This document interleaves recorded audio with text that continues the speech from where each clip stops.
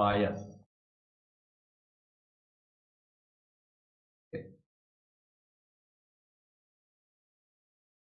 पायस क्या है, इमल्सन क्या है? इमल्सन कहते किसको, मैंने पहले बताया था इमल्सन क्या होता है। इमल्सन कौन से क्लोराइड को कहते हैं? लिक्विड में लिक्विड का क्लोराइड। लिक्विड ही तो क्या है यहाँ पर, परिक्षेपण माध्यम। और लिक्विड ही क्या है यहाँ पर, परिक्षिप्त प्रावस्था, है ना। परिक्षेपण माध्यम भी लिक्विड हो और परिक्षिप्त प्रावस्था भी लिक्विड हो तो उसे हम क्या कहेंगे, इमल्सन। परिक्षेपण माध्यम भी द्रव है और परिक्षिप्त प्रावस्था भी द्रव है तो उसे हम कहते हैं इमल्सन। क्या कहते हैं उसको हम, इमल्सन कहते हैं। क्या बेटा, इमल्सन द्रव का द्रव में कोलाइड होता है। इमल्सन द्रव का द्रव में कोलाइड है, एक द्रव को दूसरे द्रव में घोल लेते हैं तो इमल्सन बन जाता है। लेकिन ऐसे द्रव नहीं घोलने हैं जो आपस में मिश्रित हो जाए। ऐसे द्रव घोलने हैं जो या तो मिश्रणीय हो या अल्प मिश्रणीय हो। या तो अल्प मिश्रणीय हो या अमिश्रणीय हो। ऐसे द्रवों को आपस में मिलाएंगे हम तो बन जाएगा इमल्सन। जैसे पानी के अंदर अगर हम अल्कोहल मिलाएंगे तो इमल्सन नहीं बनेगा, ये ध्यान रखें। पानी में अल्कोहल मिलाओगे तो इमल्सन नहीं बनेगा, क्यों? कि पानी और अल्कोहल तो आपस में पूर्ण रूप से समांगी मिश्रण बनाएंगे, ये तो सॉल्यूशन हो जाएगा, ट्रू सॉल्यूशन, है ना। पानी के अंदर अगर हम तेल को मिला दें तो इमल्सन बन जाए, कि पानी और तेल आपस में मिश्रणीय नहीं है, ये अमिश्रणीय है या अल्प मिश्रणीय।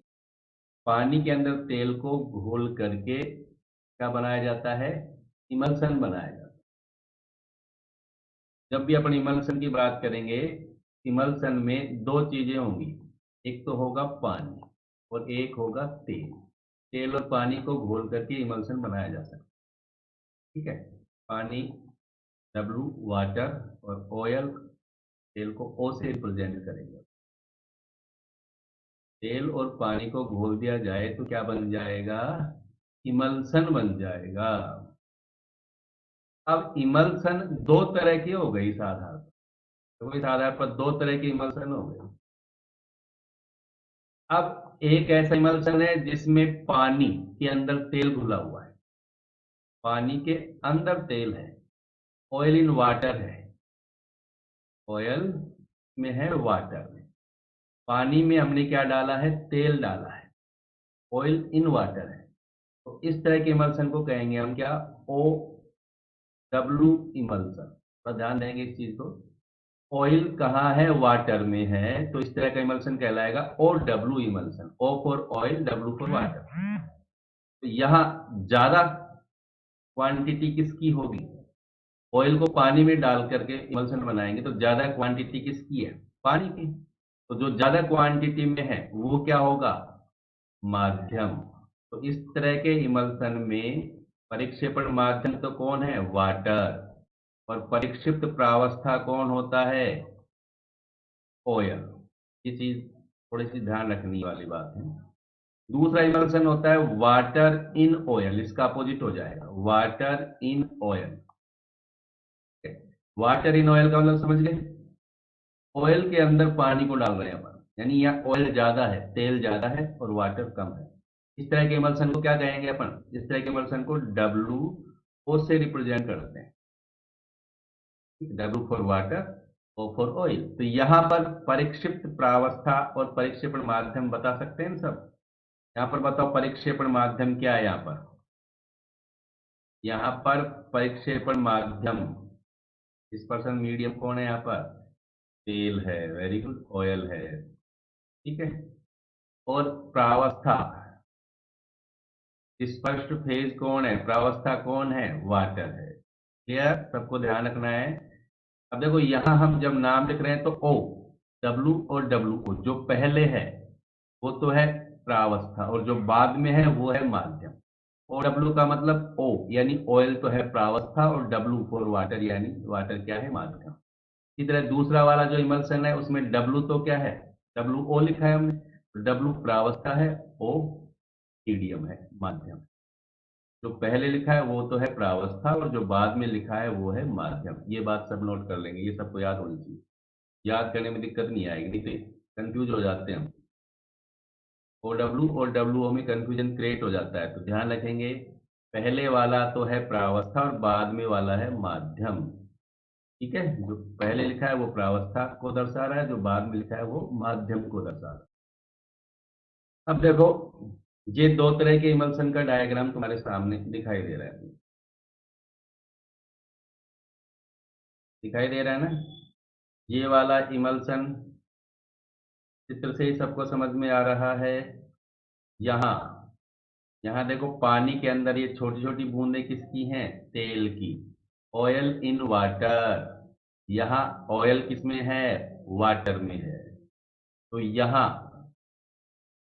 वाटर तो क्या है, पानी तो क्या है यहाँ पर, माध्यम। और तेल क्या है यहाँ पर, प्रावस्था। यानी कौन सा टाइप का इमल्सन हो गया ये, ठीक है, very good, O W type का इमल्सन हो गया, ऑयल इन वाटर टाइप का इमल्सन हो गया, है ना। इसी तरह दूसरा वाला इमल्सन बताओ कौन सा है। यहाँ पर ज्यादा कौन दिखाई दे रहा है सबको, यहाँ पर ज्यादा क्वांटिटी किसकी है, तेल की। कम कौन है, वाटर। तो ये कौन सा इमल्सन हो गया, डब्ल्यू ओ टाइप इमल्सन हो, ठीक है। तो ये ओ डब्ल्यू और ये डब्ल्यू ओ। डायग्राम पूछा गया एक बार, बोर्ड एग्जाम में आया था, डायग्राम बनाओ इमल्सन का, ओ डब्ल्यू टाइप इमल्सन का डायग्राम बनाओ, और डब्ल्यू ओ टाइप के इमल्सन का डायग्राम बना सकते हैं। डायग्राम सर, दिक्कत नहीं है, चित्र बनाना आना चाहिए सर। इसके बाद में ये देखो कैसे बनाते हैं हम। जैसे हमने ओ डब्ल्यू इमल्सन बनाना है, हमने ओ डब्ल्यू इमल्सन बनाना है, क्या करेंगे, ये तेल है, ऊपर से क्या डाल रहे हैं, तेल। किसमें डाल रहे हैं, पानी में। तो ऊपर से पानी में हमने तेल मिला दिया, तो कौन सा इमल्सन बनेगा इस प्रकार, ओ डब्ल्यू टाइप इमल्सन बन गया। क्लियर हो ये बात सबको, बिल्कुल सरल चीजें हैं, थोड़ा ध्यान से देंगे समझ में आ जाएंगे सब। अब इस इमल्सन में, ओ डब्ल्यू टाइप इमल्सन में कौन माध्यम है, कौन प्रावस्था है, दिखाई दे रहा है। डिस्पर्स्ड मीडियम तो कौन है यहाँ पर, पानी। डिस्पर्स्ड फेज कौन है यहाँ पर, तेल। तो यहाँ पर तेल तो है फेज, और पानी है मीडियम। ठीक है, क्लियर हो गई बात सबको, ठीक है बेटा, ओके। यहाँ देखो, ये भी उसी तरह का इमल्सन का डायग्राम है। ये देखो, ये दूध है, दूध जो है ना, दूध वो इसी तरह का इमल्सन होता है। इस तरह का इमल्सन दूध होता है, जिसमें पानी के अंदर वसा होती है, तेल होता है। दूध किस टाइप का इमल्सन है, ओ डब्ल्यू टाइप का इमल्सन होता है दूध, ये ध्यान रखें। दूध ओ डब्ल्यू टाइप का इमल्सन होता है। दूध इमल्सन का उदाहरण है, ये सबको याद होना चाहिए। तो इमल्सन भी कौन सा है, ओ डब्ल्यू टाइप। वहाँ वाटर के अंदर ऑयल होता है, ऑयल का मतलब वहाँ वसा, फैट होता है। वाटर में कौन कौन होता है, फैट। ये दूध का ही डायग्राम है। ये दूध का जूम करके बड़ा डायग्राम लिया गया है, जिसमें हमें दूध में उपस्थित ये फैट दिखाई दे रहा है। लिक्विड फैट है जो दूध में है, ये फैट दिखाई दे रहा है, देखो ये फैट है, दूध का फैट है, और ये किसके अंदर है, वाटर में। यहाँ मीडियम कौन है, वाटर। और यहाँ फेज कौन है, ये फैट, लिक्विड फैट ग्लोब्यूल जो है, वो दूध के अंदर फैट होता है, और वाटर के अंदर वो घुला होता है। ठीक है, तो दूध इमल्सन होता है, और किस तरह का इमल्सन है ये याद होना चाहिए, और डब्ल्यू टाइप का इमल्सन, पानी के अंदर वसा घुली होती है। इसी प्रकार ये डायग्राम है वेनिसिंग क्रीम का। ये कौन है, वेनेशिंग क्रीम। वेनेशिंग क्रीम भी इसी तरह का एक कोलाइड होता है। वेनिसिंग क्रीम भी ओ डब्ल्यू टाइप का इमल्सन है, ध्यान रखें। यहाँ पर भी वसा, पानी में, यहाँ पानी ज्यादा होता है, वसा कम होती है, फैट कम होता है, तेल कम होता है ना। दो एग्जाम्पल सबको याद होने चाहिए। पहला एग्जाम्पल तो क्या बताया मैंने, ओ डब्ल्यू टाइप इमल्सन के दो एग्जाम्पल, जल्दी लिख करके बताएंगे मुझे। ओ डब्ल्यू टाइप इमल्सन के दो एग्जाम्पल जल्दी लिख करके बताएंगे मुझे। ओ डब्ल्यू टाइप इमल्सन के दो एग्जाम्पल जल्दी लिख करके बताएंगे मुझे। ठीक है बेटा, एक तो बता रहे हैं मिल्क, सबको याद हो गया। दूसरा क्या है? वेनेसिंग क्रीम, जो तुम्हारे सामने दिखाई दे रही है, क्या है ये? वेनेसिंग क्रीम है ये। ठीक है, तो ये सबको याद होना चाहिए। एग्जाम में आता है, जैसे कहेगा कि दूध में परिक्षिप्त प्रावस्था और परिक्षेपण माध्यम कौन है। एग्जाम में क्वेश्चन आया कि दूध में परिक्षिप्त प्रावस्था और परिक्षेपण माध्यम का नाम बताइए। तो दूध में परिक्षिप्त प्रावस्था तो कौन है? Fat, oil. और माध्यम कौन है दूध के अंदर? वाटर। ये ध्यान रखेंगे, है ना, इस तरह का क्वेश्चन आ जाता है एग्जाम में। अब दूसरा टाइप का जो इमल्सन है, इसको कौन सा कहेंगे अपन? WO टाइप का इमल्सन, जहां तेल ज्यादा मात्रा में है, जहां तेल माध्यम है और वाटर क्या है? प्रावस्था है। इस तरह के इमल्सन के एग्जाम्पल देखें हम, तो इस तरह का एग्जाम्पल है जैसे बटर। ये बटर है, बटर। ठीक है, बटर को जूम करके देखा हमने, इसको सूक्ष्मदर्शी से देखा हमने, तो बटर में देखो ये छोटी छोटी बूंदें दिखाई दे रही है। ये छोटी छोटी बूंदें जो दिखाई दे रही हैं, ठीक है, देखो, तो यहाँ पर वाटर तो है कम, ऑयल है ज्यादा। बटर के अंदर ऑयल ज्यादा होता है, यानी फैट ज्यादा होता है, वाटर कम होता है। तो ये वाटर यहाँ पर क्या है? डिस्पर्सन फेज है। जो वाटर है यहाँ पर, ये डिस्पर्सन फेज होता है। तो वसा जो है वो डिस्पर्स मीडियम होता है, ये ध्यान रखें। ठीक है, डिस्पर्स मीडियम तो कौन है इसमें? वसा। और पानी क्या है यहाँ पर? पानी क्या है यहाँ पर? डिस्पर्सन फेज, यानी परिक्षिप्त प्रावस्था। ठीक है बेटा, किसी को कोई दिक्कत है तो बताएंगे। मक्खन तो अपन कहते हैं बटर। बटर को क्या कहते हैं हिंदी में? मक्खन। तो जो मक्खन है ना, वो इसका ही एग्जाम्पल है। मक्खन कौन सा इमल्सन है? सबको याद होना चाहिए, कौन सा इमल्सन है, जल्दी बताएंगे मुझे। मक्खन कौन सा इमल्सन है? मक्खन कौन सा इमल्सन है? OW या WO? WO टाइप का इमल्सन है। ठीक है, इसके अलावा कोई क्रीम, क्रीम जो होती है ना, ये कोल्ड लीवर ऑयल क्रीम है या कोल्ड क्रीम है, ये क्रीम तो देखी होंगी सबने। कोल्ड क्रीम लगाते हैं ना चेहरे पर, तो ये क्रीम होती है। जो क्रीम है ना, वो भी कौन से इमल्सन का टाइप है? क्रीम कौन सा इमल्सन होता है? WO type emulsion. क्रीम कौन सा इमल्सन है? WO टाइप इमल्सन है। या ऑयल ज्यादा होता है, पानी कम होता है। ठीक है, तो दो एग्जाम्पल याद हो गए सबको। WO टाइप इमल्सन के दो एग्जाम्पल, एक तो मक्खन और एक क्रीम। ठीक है, मक्खन और क्रीम, कोल्ड क्रीम हो सकती है, कोल्ड लीवर ऑयल क्रीम हो सकती है। दोनों के दो दो एग्जाम्पल सबको याद होनी चाहिए। ठीक है, अब देखो आगे। इमल्सन जब बनाया जाता है ना, इमल्सन कैसे बनाया? जैसे हमने पहले क्या किया, पानी के अंदर तेल मिला दिया। तेल किस में मिलाया हमने? या पानी भरा हुआ है, पानी के अंदर हमने तेल मिला दिया। लेकिन हम देखते हैं कि पानी के अंदर जब तेल को घोलते हैं ना, आपने कभी देखा होगा घोलते हुए या घोला होगा कभी, तो पानी तो नीचे रहता है और तेल उसकी ऊपरी सतह पर आ जाता है।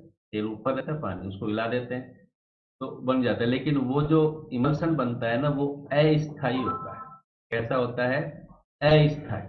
तेल और पानी का इमल्सन है, उसको थोड़ी देर रख दोगे आप, तो क्या होगा? तेल की परत अलग बन जाती है, पानी की परत अलग हो जाती है। तेल और पानी दोनों अलग अलग हो जाते हैं, नहीं हो जाते? तेल को पानी के अंदर अपन घोल देते हैं, इमल्सन बन जाता है। लेकिन उसको साइड में रख दोगे, कुछ समय बाद देखोगे तो तेल और पानी की परतें अलग अलग हो जाती हैं। यानी ऐसे जो इमल्सन बनता है, वो कैसा होता है? अनस्टेबल है, वो अस्थाई होता है। तो स्टेबल करने के लिए क्या करते हैं? स्टेबल करने के लिए उसमें मिलाते हैं इमल्सिफाइंग एजेंट, जिसको बोलते हैं पायसी कारक।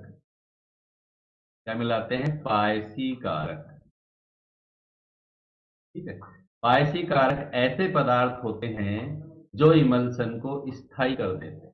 ये डेफिनेशन सबको पता होनी चाहिए। पायसी कारक क्या काम आते हैं? पायसी कारक क्या काम आते हैं? इमल्सन को, यानी पायस को स्थायी करते हैं। इमल्सन को क्या कर देते हैं? ये स्थायी कर देते हैं। ठीक है, तो ये ध्यान रखेंगे, इमल्सन को स्थायी करने वाले पदार्थ ही कहलाते हैं पायसी। अब पायसी कारक के रूप में किसका उपयोग किया जाता है? देखो, पायसी कारक के रूप में हम अलग अलग तरह के इमल्सन के लिए अलग अलग प्रकार के पदार्थों का उपयोग करते हैं। जैसे मान लीजिए हमारे पास है ओ डब्ल्यू इमल्सन, दो तरह की इमल्सन देखे ना हमने, एक है डब्ल्यू ओ इमल्सन। अब पायसी कारक कौन सा मिलाते हैं, ये सबको याद होना चाहिए, एग्जाम के लिए इंपॉर्टेंट है। ओ डब्ल्यू टाइप का अगर इमल्सन है तो उसमें पायसी कारक का काम कौन करता है? गोंद या प्रोटीन, या हम प्राकृतिक या संश्लेषित साबुन का यूज कर सकते हैं। प्राकृतिक साबुन या संश्लेषित साबुन को यूज में ले सकते हैं। ठीक है, ये याद होना चाहिए सब। गोंद, प्रोटीन, प्राकृतिक या संश्लेषित साबुन, ये क्या है? पायसी कारक। कौन से वाले इमल्सन के पायसी कारक हैं ये? ओ डब्ल्यू टाइप इमल्सन के लिए पायसी कारक का। अगर WO टाइप का इमल्सन है और उसको स्थायी करना है हमें, तो कौन कौन से पदार्थ मिला करके उसको स्थायी कर सकते हैं हम? उसके लिए हम काम में ले सकते हैं लवण, उच्च वसा अम्लों के लवण काम में ले सकते हैं। ठीक है, या हम काम में ले सकते हैं लंबी श्रृंखला वाले एल्कोहल, एल्कोहल अधिक कार्बन वाले, लंबी श्रृंखला वाले एल्कोहल, या कार्बन ब्लैक का यूज कर सकते हैं, जिसको काजल कहते हैं ना, अपन काजल का यूज कर सकते हैं, ब्लैक नहीं कहते। काजल को भी काम में लेते हैं इस तरह के इमल्सन को स्थायी करने। WO टाइप के इमल्सन को स्थायी करना है तो उच्च वसा अम्लों के लवण काम में ले सकते हैं, एल्कोहल लंबी श्रृंखला वाले, और काजल का यूज कर सकते हैं, कज्जल का यूज कर सकते हैं। ठीक है, तो OW टाइप इमल्सन को अगर स्थायी करना है तो ये ध्यान रखेंगे, गोंद, प्रोटीन, प्राकृतिक या संश्लेषित साबुन का। देखो ये डायग्राम दिखाई दे रहा है तुमको, heavy metal salt of fatty acid, इसका मतलब क्या हुआ? वसा के लवण, वसा के क्या है? ये लवण है। ठीक है, वसा के जो लवण होते हैं ना, उनका यूज कर सकते हैं अपन। दूसरा कौन है? लॉन्ग चेन एल्कोहल, लंबी श्रृंखला के कौन है ये? एल्कोहल है। लंबी श्रृंखला के एल्कोहल का यूज कर सकते हैं, अभी मैंने बताया, इनके डायग्राम दिखते हैं तुमको। ये लंबी श्रृंखला वाले क्या है? एल्कोहल का डायग्राम है, इसका यूज कर सकते हैं अपन। और ये नीचे है लैंप ब्लैक, जिसको अपन बोलते हैं कज्जल। देखा है ना, काजल तो सबने, कज्जल है ये, इसका यूज कर सकते हैं। लैंप ब्लैक का मतलब जब अपन लैंप को जलाते हैं तो में से काले रंग का धुआं निकलता है, वहां से जो काजल प्राप्त होता है उसको बोलते हैं लैंप ब्लैक। ठीक है, नाम में आ रहा है लैंप ब्लैक, तो ये कज्जल है, इसका यूज कर सकते हैं अपन। कौन से प्रकार के पायस को स्थायी करते हैं ये बताएंगे, मुझे जल्दी बताएंगे।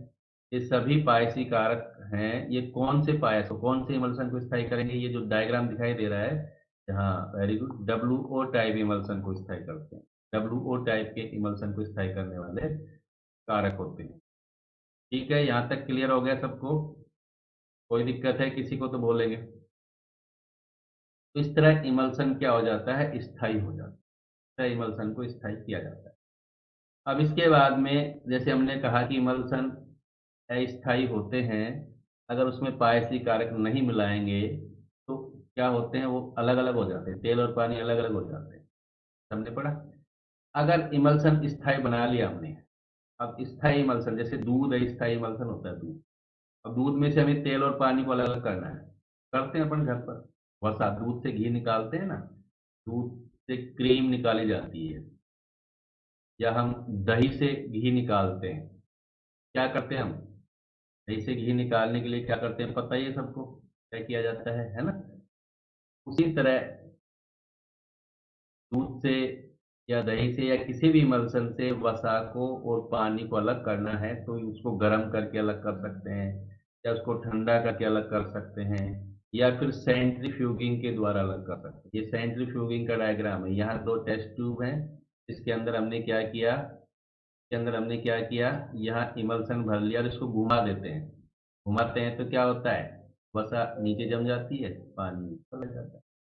ऐसा देखा होगा तुमने दूध की डेयरियों पर, तो खैर डिजिटल वाली मशीन लग गई, वहां पर जब वसा की जांच की जाती है, दूध में कितनी वसा है, कितना फैट है, उसके लिए इस तरह टेस्ट ट्यूब होती है जिसमें दूध को भर करके सेंट्रीफ्यूगिक मशीन होती है, उसमें डाल करके उसको घुमाया जाता है, ठीक है ना।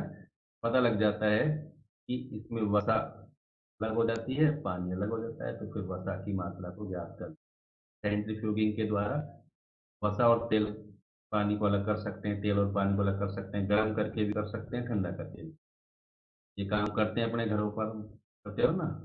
दूध से घी निकालते हैं, मक्खन से या दही से घी निकालते हैं, वहां पर इसी तरह की प्रक्रिया हो रही है। अब इसके बाद में हम बात करेंगे कोलाइड्स की। कोलाइड जिनका हम यूज करते हैं, या हमारे चारों ओर कौन कौन से ऐसे पदार्थ हैं जो कोलाइड हैं, जिनका हम अपनी एवरीडे लाइफ में यूज करते रहते हैं। तो कोलाइड्स अराउंड अस, कोलाइड जो हमारे चारों तरफ, कौन कौन सी ऐसे अ, वस्तुएं हैं, या कौन कौन से ऐसे पदार्थ हैं, कौन कौन से ऐसे सबस्टेंस हैं जो कोलाइड हैं, उनको देखते हैं। तो ध्यान से देखना है, ये लास्ट टॉपिक है कोलाइड का। कोलाइड का ये लास्ट टॉपिक है, इंपॉर्टेंट टॉपिक है। थोड़ा सा ध्यान से देखोगे तो बिल्कुल अच्छा समझ में आ जाएगा, ठीक है। अब देखो यहाँ पर ये कोलाइड है, सारे पदार्थ, हमें खाने के पदार्थ कोलाइड होते हैं, बहुत सारे कोलाइड। खाने की ज्यादातर चीजें कोलाइड फॉर्म में होती हैं, जैसे ये किसका डायग्राम आपको पता लग ही गया होगा, है ना। ठीक है ना। तो कोलाइड, खाने की ज्यादातर चीजें कोलाइड में होती हैं, जैसे हलवा कोलाइड है, दही कोलाइड है, दूध कोलाइड है ना। सब्जी भी अपन बनाते हैं तो वो भी कोलाइड फॉर्म में होता है। आटा जो गोंदा जाता है पानी डाल करके, उसका भी कोलाइड फॉर्म है। खाने की ज्यादातर वस्तुएं कोलाइड फॉर्म में होती हैं। कपड़ा जो हम यूज में लेते हैं, उसको जब बनाया जाता है तो कोलाइड पदार्थों से बनाया जाता है। कपड़े पर कलर किया जाता है तो जो कलर होता है, जो है ना, जो डाइज होती है वो कोलाइड फॉर्म में होती है। इसी तरह जो फर्नीचर है, फर्नीचर को यूज में ले रहे हैं अपन, तो फर्नीचर बनाने के लिए भी कोलाइडी पदार्थों को उपयोग में लिया जाता है। इसके अलावा घर है, घर के निर्माण के अंदर भी हम ज्यादातर कोलाइडी चीजों का यूज करते हैं। ललतेश हो मेरी, ललतेश मेरी बात ले तो, है ना। तो ज्यादातर कोलाइड पता देखो, घर पंप बनाया जाता है। घर जब हम बनाते हैं तो इसमें कौन कौन से, जैसे पेंट करते हो आप, तो पेंट किया जाता है ना घर के ऊपर, डिस्टेम वगैरह करते हैं अपन, डिस्टेम्पर करते हैं या पुताई करते हैं, कली से वाइट वॉश करते हैं, तो वो कोलाइड होता है। इसके अलावा सीमेंट जिसका यूज करते हैं अपन मकान बनाने के लिए, सीमेंट भी क्या है, कोलाइड फॉर्म में होता है ना। सीमेंट के अंदर बजरी पानी मिला करके वो घोल बनाया जाता है, वो क्या है, वो भी तो कोलाइड है ना। तभी तो मकान बनते हैं। तो ये सब कोलाइड फॉर्म, मकान बनाने में कोलाइड पदार्थों का यूज करते हैं, ठीक है। इसके अलावा ये जो पेपर है, न्यूज पेपर है, न्यूज पेपर पर अपन किसका यूज कर रहे हैं, इंक का यूज किया जाता है। इंक से ही तो लिखा जाता है ना यहाँ पर। यहाँ जो इंक है वो क्या है, वो भी तो कोलाइड है। तो इन शब्दों को अपन एवरीडे लाइफ में ज्यादातर जो भी आप काम में ले रहे हैं, वो या तो खुद कोलाइड होते हैं, या उनका जब निर्माण हुआ है तो कोलाइडी पदार्थों से हुआ है। अब ये देखो, ये सब कोलाइड है। मिल्क है, ये दिखाई दे रहा है, अभी देखा था हमने, हलवा है, बटर है, आइसक्रीम, आइसक्रीम खाई है आपने, वो भी कोलाइड फॉर्म में होता है। फ्रूट के जूस हैं, वो भी कोलाइड फॉर्म में होते हैं। जैम जेली वगैरह ये सब कोलाइड फॉर्म में होते हैं, ठीक है। तो ये सब कोलाइड है यहाँ पर, ठीक है बेटा। अब देखो ये है आकाश, अब आकाश में आ गया मैं, देखो आकाश में इस समय हूँ नहीं हूँ, आकाश में देखो बादलों में, है ना। तो आकाश का रंग कैसा दिखाई दे रहा है तुमको, आकाश का रंग कैसा दिखाई दे रहा है सबको, ब्लू, नीला रंग दिखाई देता है। ऊपर देखो, तुम्हारे ऊपर आकाश, ओरिजिनल आकाश को देखो मोबाइल के अलावा, ओरिजिनल आकाश को देखो, स्क्रीन को मत देखो, ओरिजिनल को, वो कैसा दिखाई दे रहा है इस समय, कैसा दिखाई दे रहा है, नीला दिखाई दे रहा है ना। तो आकाश का रंग नीला क्यों दिखाई देता है, आकाश का रंग नीला क्यों दिखाई देता है? ये सारी बातें अपन पढ़ चुके हैं, वैसे 5 छठी क्लास में पढ़ा होगा तुमने, आकाश का नीला रंग होता है। देखो यहाँ पर, ये आकाश का नीला रंग, या समुद्र के अंदर पानी दिखाई दे रहा है हमें, वो भी नीला ही दिखाई दे रहा है, देखो, है ना। अब आकाश का नीला रंग क्यों दिखाई देता है, उसका रीजन देखो। देखो उसका रीजन क्या है, ये है पृथ्वी। ये क्या है यहाँ पर, ये पृथ्वी है। और ऊपर क्या है यहाँ पर, ये सूरज है ना। ये सूरज है, सूरज से लाइट आ रही है, और पृथ्वी और सूरज के बीच में ये देखो कोलाइडल पार्टिकल्स होते हैं, धूल के कण है यहाँ पर, है नहीं है। ये धरती है, ये सूरज है, और इन दोनों के बीच में ये देखो प्रकाश आता हुआ दिखाई दे रहा है हमें। ये कोलाइडल पार्ट, धूल के कण होते हैं बहुत सारे, ऊपर की तरफ अपन देखेंगे वायुमंडल में, तो धूल के कण घूमते रहते हैं। तो जब सूरज का प्रकाश हमारी धरती पर आता है, तो में से होकर क्या आता है, वो धूल के कणों को पास करके आता है कि यहाँ धूल के कण है, ये धूल के कण है। और धूल के कणों की कैसी प्रकृति होती है, धूल के कणों की कैसी प्रकृति होती है, कोलाइडी प्रकृति। जो वायुमंडल में कण घूम रहे हैं, उनकी कैसी प्रकृति होती है, कोलाइडी प्रकृति होती है ना। तो ये कोलाइड क्या करते हैं, और कोलाइड क्या करते हैं, प्रकाश का प्रकीर्णन करते हैं। कोलाइड क्या करते हैं, प्रकाश का प्रकीर्णन कर देते हैं, है ना। तो इसीलिए हमें आकाश भी कैसा दिखाई देता है, नीला दिखाई देता है। क्योंकि जो सूरज का प्रकाश आ रहा है, सूरज ऊपर है, हम नीचे बैठे हुए हैं पृथ्वी पर, सूरज आपको दिखाई दे रहा है ऊपर, और दोनों के बीच में कौन है, वायुमंडल, और वायुमंडल में कौन है, कोलाइडी कण, धूल के कण या अन्य कण वायुमंडल में है। तो जब सूरज का प्रकाश उनमें से होकर के नीचे की तरफ आता है, तो ये धूल के कण या ये कोलाइडी कण प्रकाश का क्या करते हैं, प्रकीर्णन करते हैं।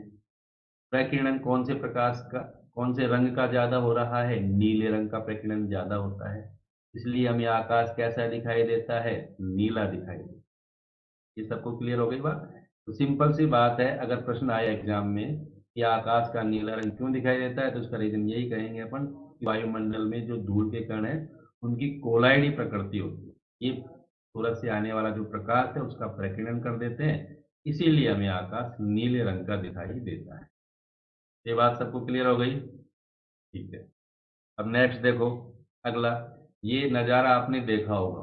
कब देखा इस तरह का नज़ारा, ये दृश्य आपको कब दिखाई देते हैं, इस तरह के दृश्य किस समय, कौन से मौसम में दिखाई देते हैं। ये दृश्य कौन से मौसम में दिखाई देता है, जल्दी बताएंगे। हाँ, विंटर में, यानी सर्दियों में इस तरह के दृश्य दिखाई देते हैं सबको।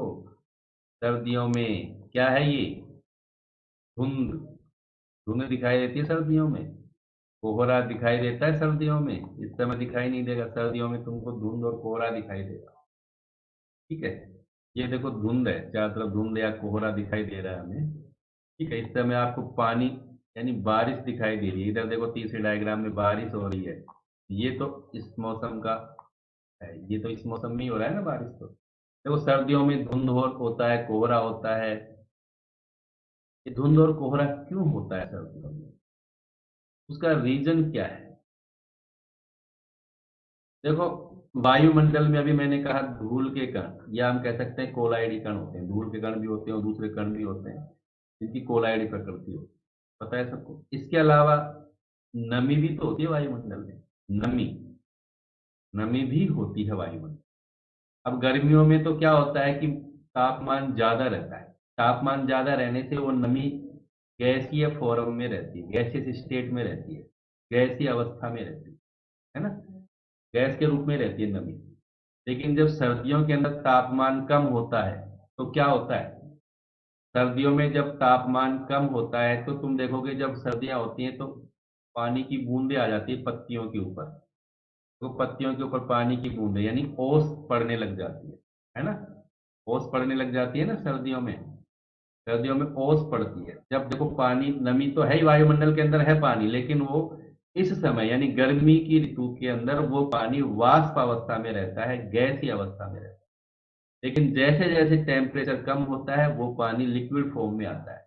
और जब थोड़ा तापमान कम होता है, तो ये ओस आने लग जाती है, पेड़ पौधों की पत्तियों पर हमें पानी दिखाई देने लग जाता है, ड्यू आने लग जाती है, वेरी गुड, ड्यू आती है, ओस आ जाती है पत्तियों। लेकिन अगर टेम्परेचर बहुत ज्यादा कम हो जाए, ऐसा जिस टेम्परेचर पर ओस आती है उसको बोलते हैं ओसांक। जिस टेम्परेचर पर ओस पड़ती है ना उसको बोलते हैं ओसांक। लेकिन जब ओसांक से भी कम टेम्परेचर हो जाएगा, ओसांक से कम टेम्परेचर होता है, तो क्या होता है, ये पानी, जो नमी है वायुमंडल में, ये वायुमंडल के अंदर जो धूल के कण हैं उन पर जमा हो जाती है। वायुमंडल में बहुत सारे धूल के कण हैं। अब ये धूल के कणों पर ये नमी जो है ना वो संघनित हो जाएगी नहीं, पानी की बूंदें धूल के कणों पर संघनित हो जाएगी। ठीक है। और ये धूल के कण पर पानी की बूंदें जमा होने से इनका आकार कोलाइडी सीमा में आ जाए, कोलाइडी प्रकृति। ठीक है। तो कोलाइडी प्रकृति, अब ये बूंदें क्या होती हैं, वैसे भी धूल के कण वायुमंडल में घूमते रहते हैं लेकिन वो हमें दिखाई नहीं देते। लेकिन सर्दियों में जब इनके ऊपर पानी जम जाएगा, एक तरह से पानी धूल के कणों पर जम जाता है जाकर के, छोटे छोटे बिंदु बन जाते हैं धूल के कणों के, पानी के छोटे छोटे बिंदु बन जाते हैं धूल के कणों के ऊपर। और ये वायुमंडल में घूमते रहते हैं, तैरते रहते हैं, जिसको हम क्या कह सकते हैं, जिसको हम कोहरा कह देते हैं, जिसको हम धुंध कह देते हैं। ठीक है। समझ में आ गया सबको। देखो धूल के कण तो वायुमंडल में हमेशा रहते हैं और नमी भी हमेशा रहती है। धूल के कण भी हमें दिखाई नहीं देते सामान्यतः, और नमी भी दिखाई नहीं देती। लेकिन जब तापमान कम होता है, जब सर्दियां पड़ती हैं, तो जो नमी है ना वो धूल के कणों पर जमा हो जाती है, संघनित हो जाता है। नमी जो है वो धूल के कणों पर संघनित होकर के और ड्रॉपलेट बन जाती है, छोटी छोटी बूंदों का रूप धारण कर लेती है। वो इतनी छोटी बूंदें होती हैं जिनका आकार कोलाइडी सीमा में ही होता है। तो फिर वो वायुमंडल में तैरती रहती हैं, जिसको हम धुंध कह देते हैं, जिसको हम कोहरा कह देते हैं। जैसे ही थोड़ा सा मौसम गर्म होता है तो वो पिघल जाता है, तो वो धुंध गायब हो जाती है। हम देखते हैं ना, जब सूरज निकलता है तो धुंध गायब हो जाती है। क्यों? क्योंकि प्रकाश से वो पानी जो था कणों पर वो पिघल जाता है, वो वापिस वाष्प में बदल जाता है, तो गायब हो जाती है। ठीक है। इसी तरह बारिश होती है बादलों से, और जो बादल होते हैं ना उनकी भी कोलाइडी प्रकृति है। देखो ये बादल हैं, ऊपर देखो बादल दिखाई दे रहे हैं, बादलों की कैसी प्रकृति है, कोलाइडी प्रकृति है। बादल भी छोटी छोटी बूंदों से, धुंध या कोहरा होता है ना वहां बूंदें ज्यादा छोटी होती हैं, लेकिन बादलों में उनकी तुलना में बूंदें ज्यादा बड़ी होती हैं, लेकिन होती कोलाइडी सीमा में है। इस तरह की बूंदें होती हैं, छोटी छोटी बूंदें मिलकर के बादल का निर्माण करती हैं, तो ये बादल बन जाता है। बादल का मतलब यहाँ पानी की छोटी छोटी बूंदें हैं, ड्रॉपलेट्स हैं, जो कोलाइडी आकार की हैं। ठीक है। और जब, और ये बादल बारिश करते हैं, क्यों करते हैं, कारण समझ में आ गया। पानी की बूंदें जो हैं वो बारिश के रूप में नीचे आ जाती हैं। देखो बादल भी दो तरह के होते हैं, जैसे हमने पढ़ा है ना कोलाइड, बादल कोलाइड ही तो है। तो कोलाइड हमने पढ़ा, आवेश के आधार पर दो तरह के होते हैं, धनावेशित कोलाइड और ऋणावेशित कोलाइड। तो देखो ये एक बादल है, ये कैसा है, धनावेशित। वायुमंडल के अंदर दो तरह के बादल होते हैं, एक धनावेशित बादल होते हैं, एक ऋणावेशित। ये कौन सा बादल है, ऋणावेशित है ना, ऋणावेशित बादल माइनस। अब जब दोनों बादल एक दूसरे के पास आएंगे तो क्या करेंगे, हमने स्कंदन टॉपिक पढ़ा था, स्कंदन अवक्षेपण। स्कंदन करने के लिए अपन क्या करते हैं, दो विपरीत आवेशित कोलाइडों को मिला देते हैं, तो दोनों एक दूसरे को उदासीन करके स्कंदन कर देते हैं, नहीं कर देते। इसी प्रकार जब एक आवेशित धनावेशित बादल दूसरे ऋणावेशित बादल के पास जाएगा, तो दोनों एक दूसरे को क्या करेंगे, उदासीन। देखो ये नेगेटिव पॉजिटिव एक दूसरे को खत्म कर देंगे और उदासीन कर देंगे। उदासीन होते ही क्या हो जाएगी, बारिश हो जाएगी। तो पानी की बूंदें हैं वो कहाँ पर आ जाएंगी, नीचे आ जाएंगी। समझ गए, स्कंदन हो जाए एक तरह से। जो कोलाइड है बादल, जो कोलाइड फॉर्म में है बादल, उसका स्कंदन हो जाएगा, स्कंदन होते ही सारा पानी नीचे आ जाएगा और बारिश हो जाएगी, है ना। तो जब दो विपरीत आवेशित बादल एक दूसरे के पास आते हैं, जैसे बिजली कड़कती है ना, तुम देखो बिजली कड़कती है बारिश के मौसम में, उस समय क्या होता है, दो विपरीत आवेशित बादल आते हैं एक दूसरे, बिजली कड़कती है और फिर बारिश होने लग जाती है ना।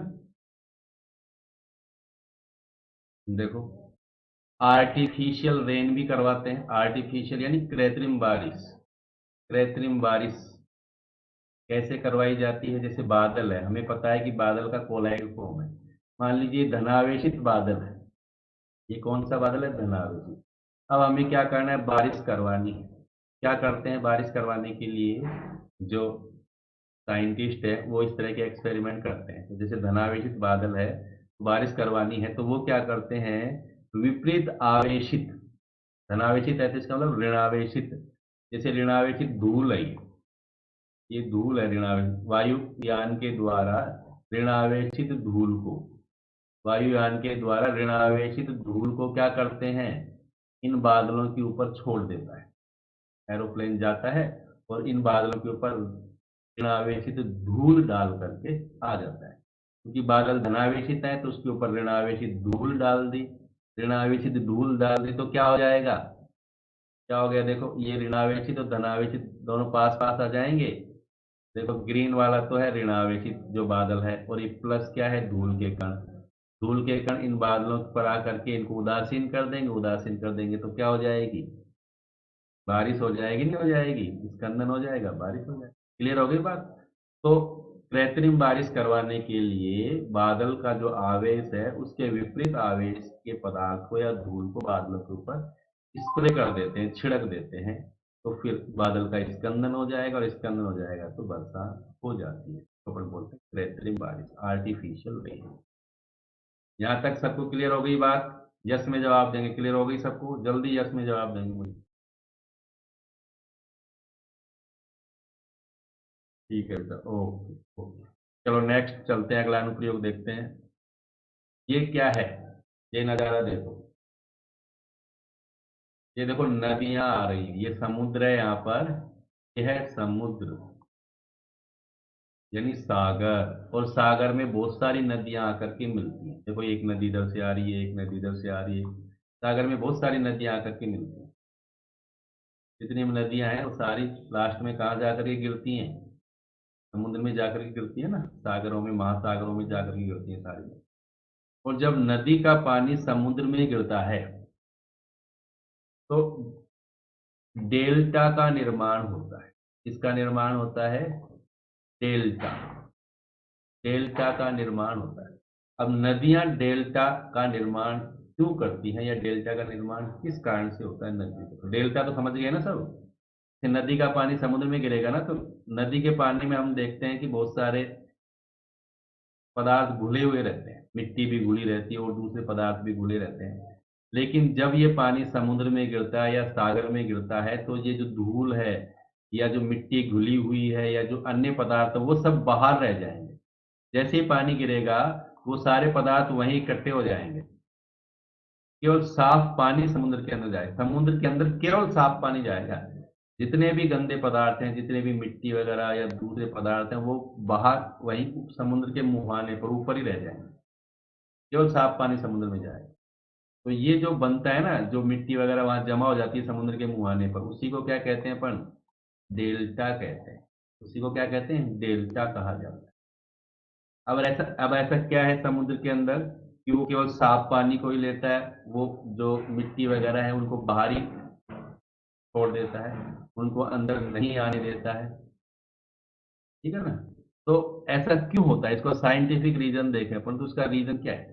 देखो समुद्र का पानी जो है उसमें बहुत सारे मिनरल्स होते हैं, बहुत सारे लवण होते हैं समुद्र के पानी में। समुद्र का पानी खारा होता है। खारा क्या है, हम कह सकते हैं समुद्र के पानी में नमक होता है, नमक का मतलब लवण होता है समुद्र के पानी में। क्या होता है समुद्र के पानी में, लवण होता है, साल्ट होता है समुद्र के पानी में। ठीक है। ये आयन है, देखो Ca+2 Mg+2 Ca+2 Na+Mg+2 है ना, तो वह कैल्शियम और मैग्नीशियम के लवण होते हैं समुद्र के पानी के। और ये जो नदियों का पानी आ रहा है, ये देखो नदियों, ये माइनस चार्ज दिखाई दे रहा है सबको, ये नदियों का पानी भी कोलाइड ही होता है। लेकिन वो कैसा कोलाइड है नदियों का पानी, ऋणात्मक आवेशित कोलाइड। नदियों के पानी में बहुत सारे पदार्थ घुले हुए रहते हैं तो वो कोलाइड बना लेता है, जिसको अपन बोलते हैं ऋणावेशित कोलाइड। नदियों के पानी किस प्रकार के कोलाइड होते हैं, ऋणावेशित कोलाइड होते हैं। और समुद्र के पानी में क्या पाए जाते हैं, लवण पाए जाते हैं।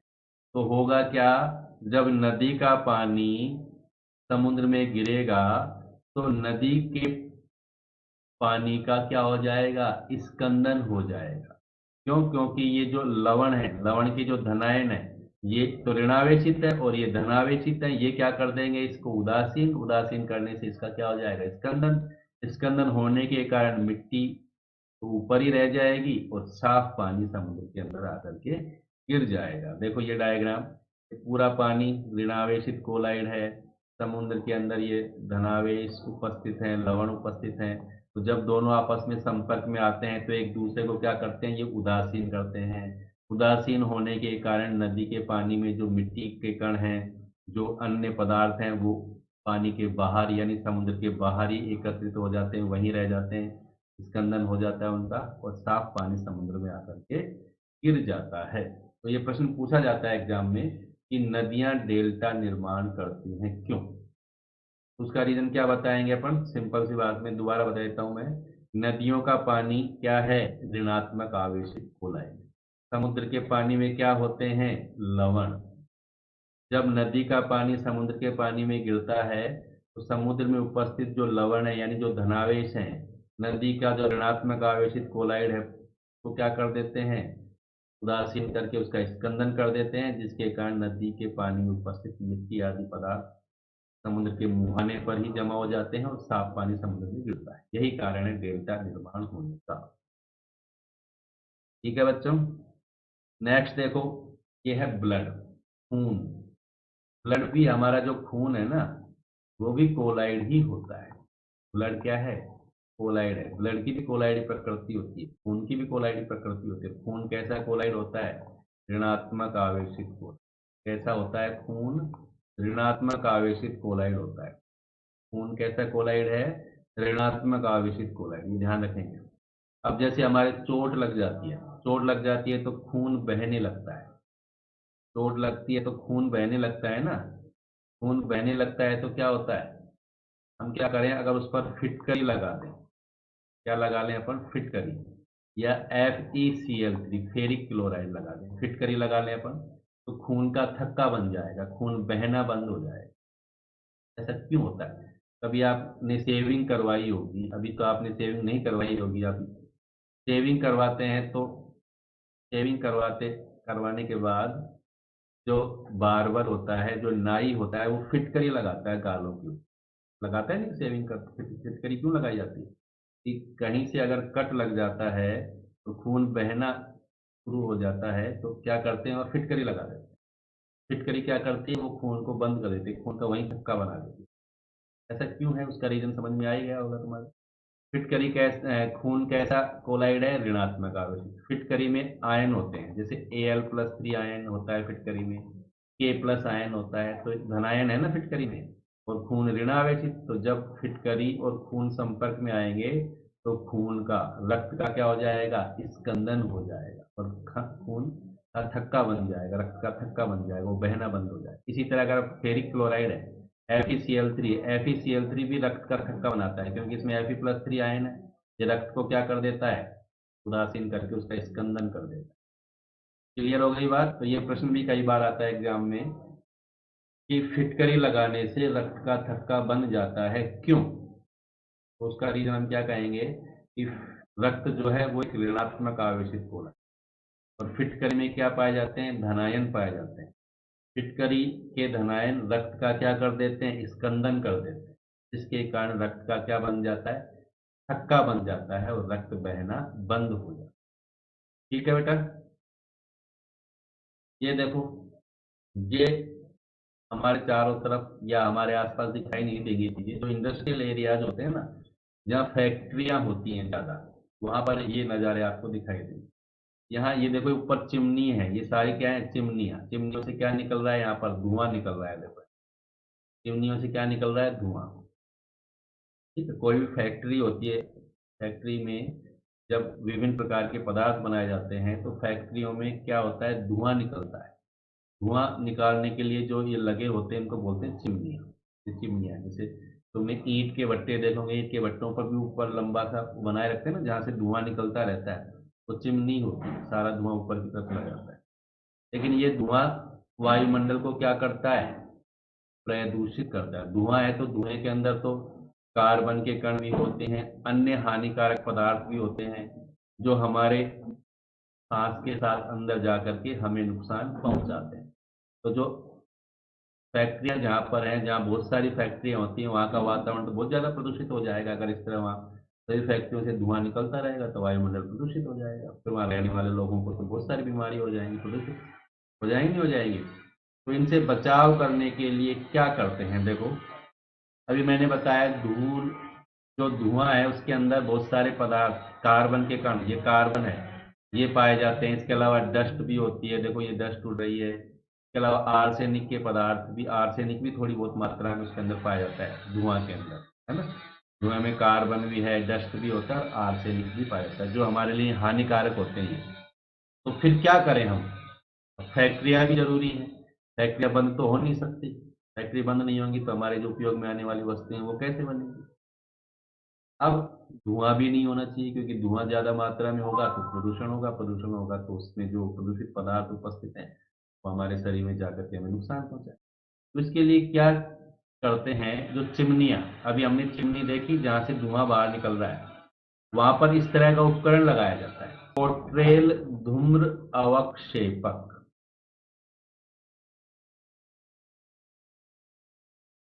इसको कोट्रेल धूम्र अवक्षेपक कहते हैं।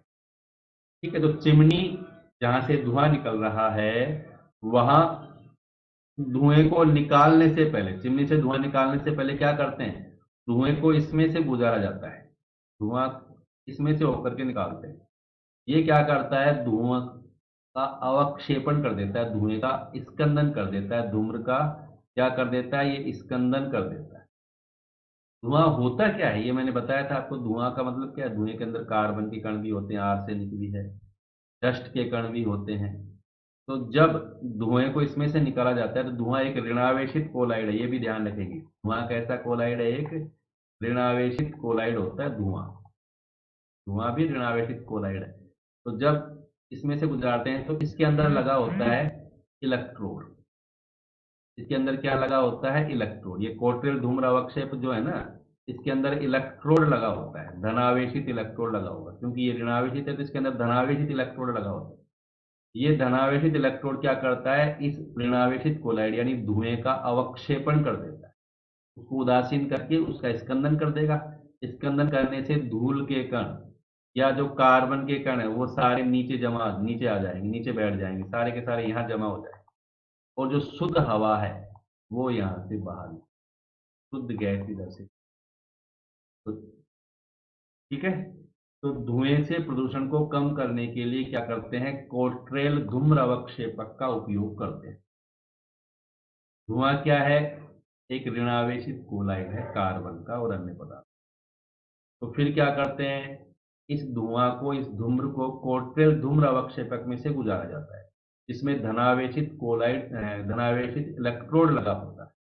वो धनावेशित इलेक्ट्रोड धुएं का स्कंदन करके उसका अवक्षेपण कर देता है, से प्रदूषित पदार्थ, कार्बन के कण आदि वहीं रह जाते हैं और शुद्ध गैस बाहर निकल जाती है, इससे प्रदूषण कम हो जाता है। ठीक है बच्चों, क्लियर हो गया सबको। ये डायग्राम आया हुआ है एग्जाम में, कोट्रेल धूम्र अवक्षेपक का चित्र बनाइए, तो एक बार आया हुआ है एग्जाम में, तो ध्यान रखेंगे। ठीक है, अब पानी का शोधन, जैसे हमारे पास पीने का पानी है, शुद्ध पानी नहीं है, हम पीने का पानी का शोधन कैसे करें, पेयजल का शोधन कैसे करें। तो पीने के पानी में मिट्टी आदि पदार्थ घुले हुए हैं, और हमें पानी को शुद्ध करना है, उसका शोधन करना है।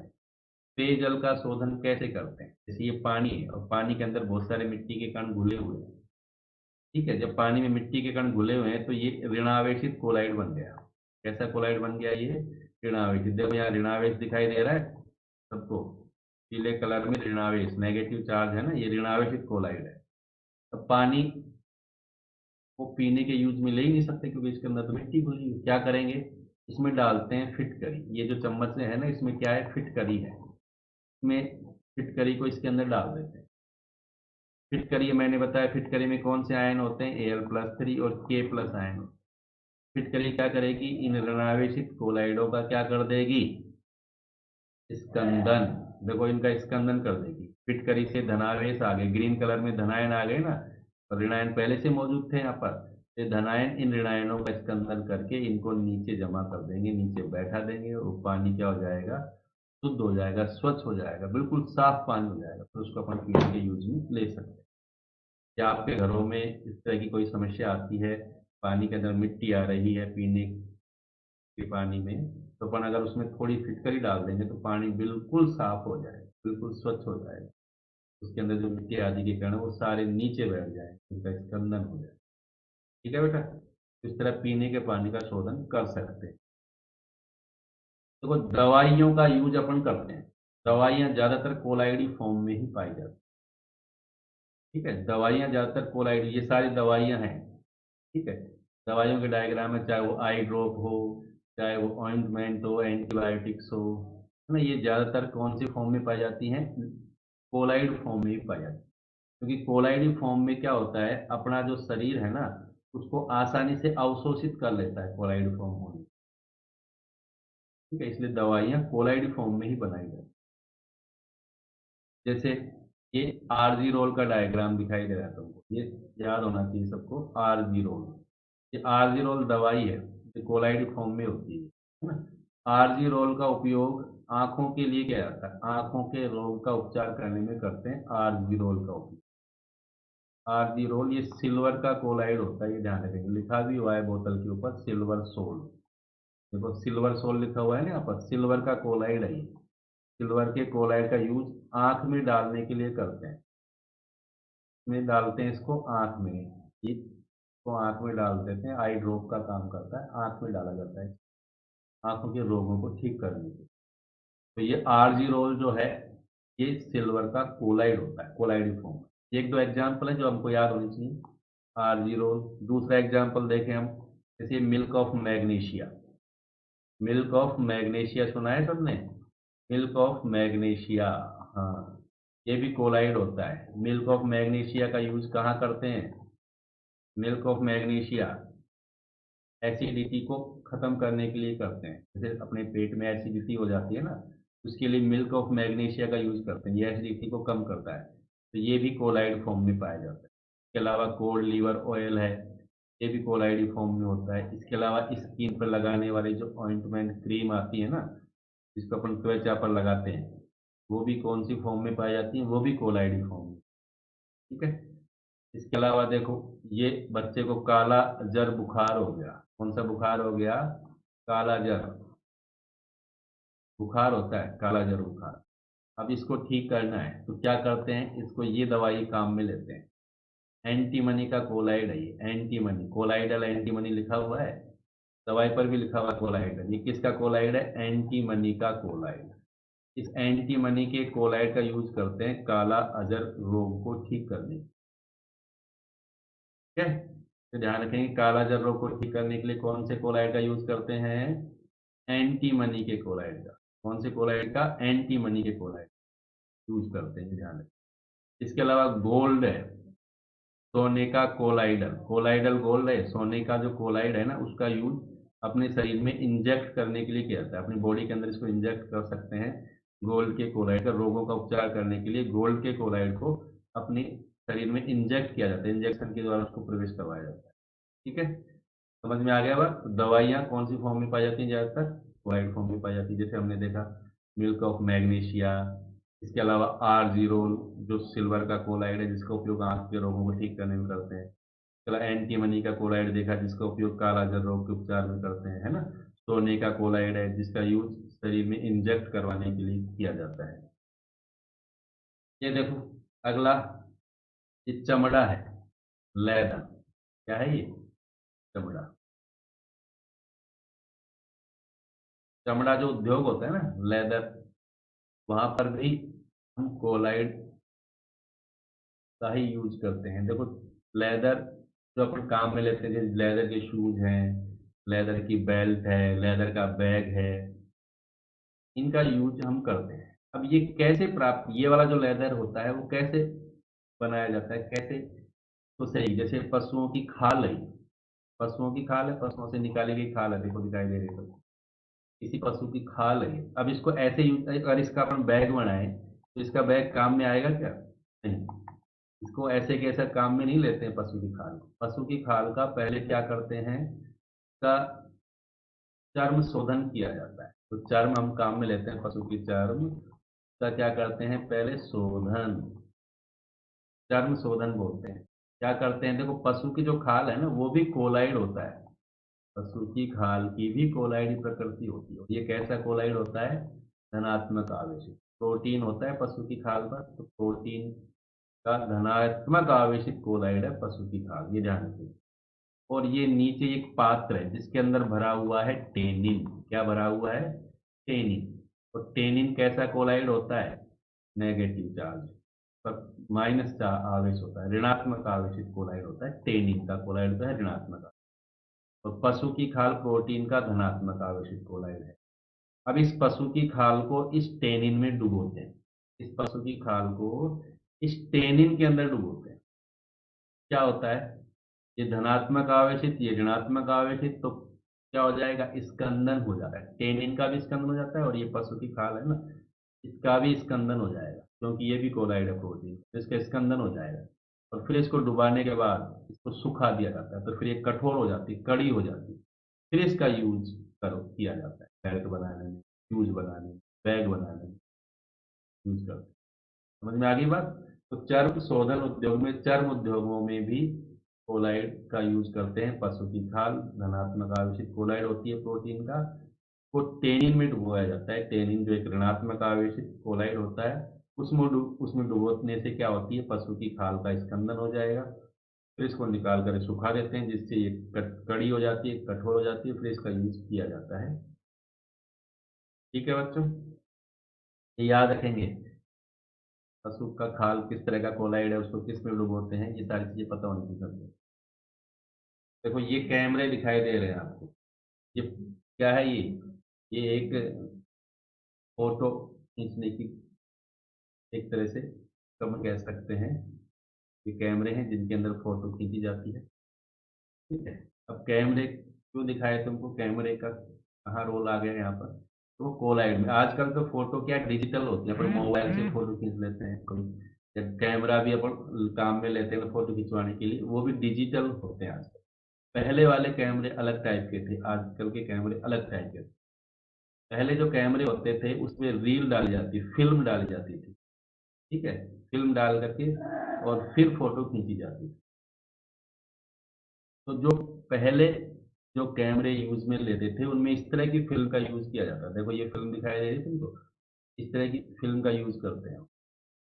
देखी होगी आपने अपने घरों के अंदर पुरानी फोटो, पुराने नेगेटिव वगैरह देखे होंगे आपने, इस तरह के यूज करते हैं, है ना? ठीक है। अब इसका रोल क्या है, देखो क्या करते हैं, ये जो फिल्म होती है ना, ये वाली फिल्म, इसके ऊपर क्या करते हैं, एक तो पोटेशियम ब्रोमाइड को यूज में लेते हैं, और एक लेते हैं जिलेटिन। जिलेटिन, जिलेटिन कोलाइड होता है। पोटेशियम ब्रोमाइड को जिलेटिन पर डाल करके क्या लिया हमने, एक तो लिया जिलेटिन, ने क्या लिया, पोटेशियम ब्रोमाइड, और इसमें मिला दिया सिल्वर नाइट्रेट। ठीक है।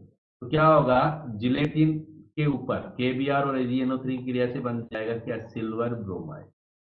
इस सिल्वर ब्रोमाइड बन जाता है। इस सिल्वर ब्रोमाइड को फिर ये जो फिल्म है ना, इसके ऊपर इसका लेप किया जाता है। देखो ये लेप कर रहा है, ये जो पदार्थ है सिल्वर ब्रोमाइड है जो जिलेटिन के अंदर है, इसका इसके ऊपर लेप कर देते हैं, लेप किया जाता है।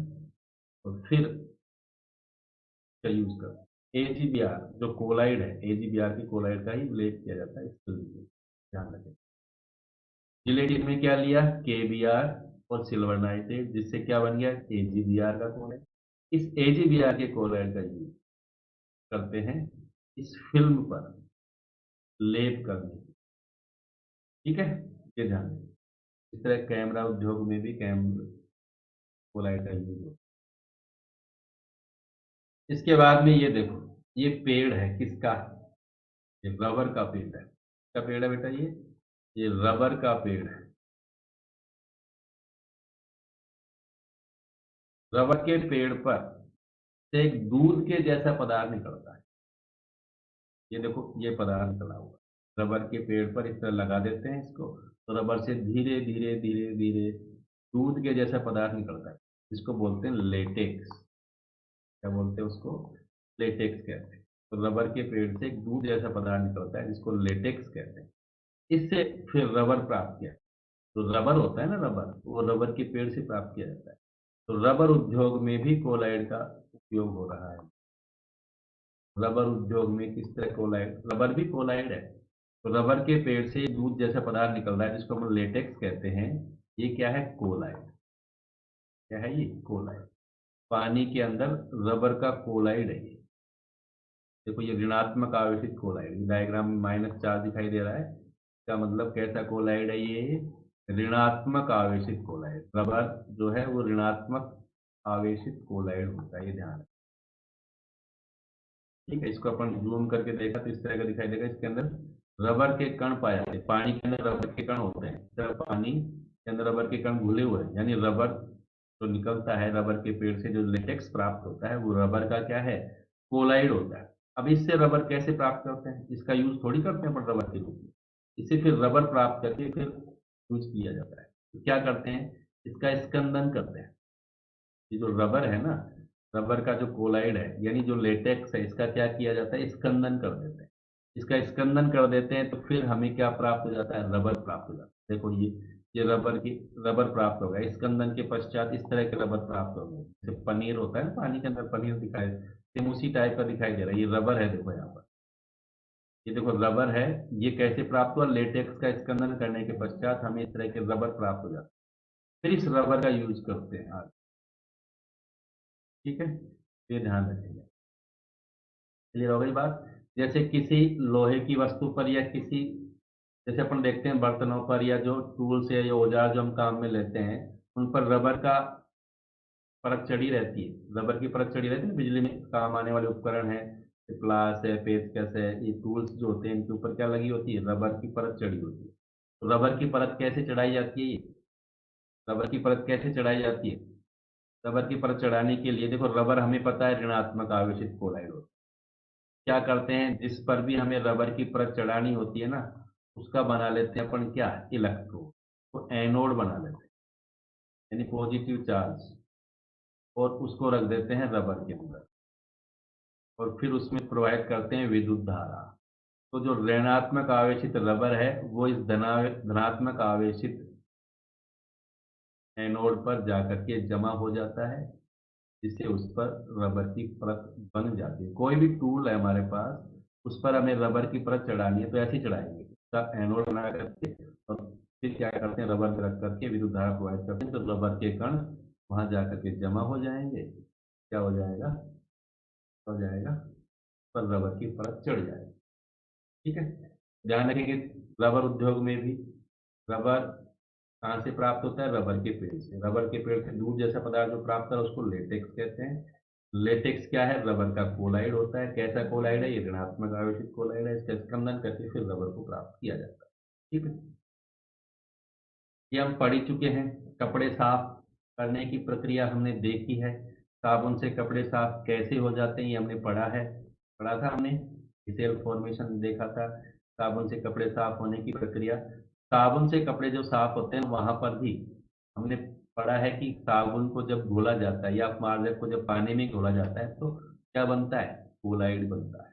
क्या बनता है, कोलाइड। कौन सा कोलाइड बनता है, तो साबुन को या अपमार्जक को पानी में घोलते हैं तो प्रकार के कोलाइड बनते हैं, संगुणित कोलाइड, जिसको बोलते हैं मिसेल। मिसेल का निर्माण होता है। और ये मिसेल कपड़े पर उपस्थित जो गंदगी है, कपड़े पर उपस्थित जो तेल है, जो चिकनाई है, उसके चारों ओर मिसेल बना करके और उसको पानी के अंदर घोल देता है, जिसके कारण कपड़े, जब भी अपन साबुन लगाते हैं कपड़ों के ऊपर तो क्या होता है, क्लोराइड बन जाएगा, मिसेल बन जाएगी। कपड़े पर उपस्थित तेल या चिकनाई के चारों तरफ मिसेल बन जाती है। तो वो मिसेल क्या करती है, उस तेल को खींच करके पानी में घोल देती है, जिसके कारण कपड़े साफ हो जाते हैं। इसके अलावा बहुत सारे औद्योगिक पदार्थ जो कोलाइड फॉर्म में होते हैं, बहुत सारे औद्योगिक पदार्थ, जैसे इंक है, ये स्याही है, या जो पेंट है, कोई सा पेंट है, चाहे वो ऑयल लुब्रिकेंट है, ऑयल होते हैं ना, ऑयल लुब्रिकेंट जिनको अपन गाड़ियों में डालते हैं, ऑयल, वो है। इसके अलावा प्लास्टिक है, सीमेंट है, ये सब क्या है, धूल है, स्मोक है, ये सब क्या होते हैं, कोलाइड। क्या है सारे के सारे। तो इंडस्ट्री के अंदर बनने वाले ज्यादातर पदार्थ कोलाइड फॉर्म में पाए जाते हैं, जिनके कुछ एग्जाम्पल हमने। ठीक है बच्चों, समझ में आ गया सबको? आज का टॉपिक सबको समझ में आ गया?